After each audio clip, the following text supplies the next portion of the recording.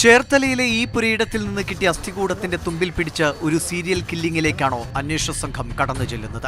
ഇപ്പോൾ തന്നെ ഇരകളെന്ന് സംശയിക്കുന്നത് 3 പേർ. 2006 കാണാതായ ബിന്ദു പത്മനാഭൻ, 2012 കാണാതായ ഐഷ, കഴിഞ്ഞ ഡിസംബറിൽ കാണാതായ ജൈനമ്മ. എണ്ണം ഇനിയും കൂടിയേക്കും. ചേർത്തലയിലും പരിസരത്ത് നിന്നും 15 വർഷമായി കാണാതായ മുഴുവൻ സ്ത്രീകളുടെയും വിവരങ്ങൾ പോലീസ് ശേഖരിക്കുന്നുണ്ട്.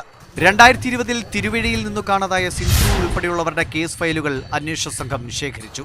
ലോക അമ്പലങ്ങളിൽ മുഴുവനും ഞങ്ങൾ എല്ലായിടവും പോയത്. ഇന്ന് വരെ ഞങ്ങൾക്കൊരു തെളിവ് ഇതുവരെ കിട്ടിയിട്ടില്ല. ഇപ്പോൾ ഇങ്ങനെ വന്നുകൊണ്ട് ഞങ്ങൾക്കൊരു സംശയം ഉണ്ടെന്ന് മാത്രമേ ഉള്ളൂ, അല്ലാതെ വേറെ ഒരു എന്തോ പടമൊന്നുമില്ല. തിരോധാനങ്ങൾക്ക് സമാനതകൾ കണ്ടെത്തിയിട്ടുണ്ട്. സീരിയൽ കില്ലറുടെ വേട്ടകളിൽ കാണാറുള്ള സ്ഥിരം പാറ്റേണുമുണ്ട്.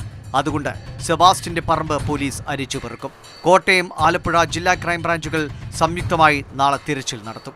സെബാസ്റ്റ്യനെ പോലെ തന്നെ അടിമുടി ദുരൂഹമാണ് പള്ളിപ്പുറത്തെ കുടുംബ വീടും. 2 ഏക്കറിലധികം വരുന്ന വിശാലമായ പറമ്പ്, 50 വർഷത്തിലധികം പഴക്കമുള്ള വീട്, പുരയിടം നിറയെ കാട്, ചെറുതും വലുതുമായി നിരവധി കുളങ്ങൾ, തൊട്ടടുത്തെങ്ങും വീടുകളുമില്ല. ഇടയ്ക്ക് കൂട്ടുകാരുമൊത്ത് ഉല്ലസിക്കാൻ സെബാസ്റ്റ്യൻ അടച്ചിട്ടിരിക്കുന്ന പള്ളിപ്പുറത്തെ കുടുംബ വീട്ടിൽ എത്തുമായിരുന്നു. കേസുകളുടെ കാലപ്പഴക്കം, സാഹചര്യ തെളിവുകളുടെ അഭാവം, ഒപ്പം സെബാസ്റ്റ്യന്റെ നിസ്സഹകരണം അന്വേഷണ സംഘത്തിന് മുന്നിൽ വലിയ വെല്ലുവിളികളാണ്. രഘുനാഥ് നാരായണൻ, മാതൃഭൂമി ന്യൂസ്, ആലപ്പുഴ.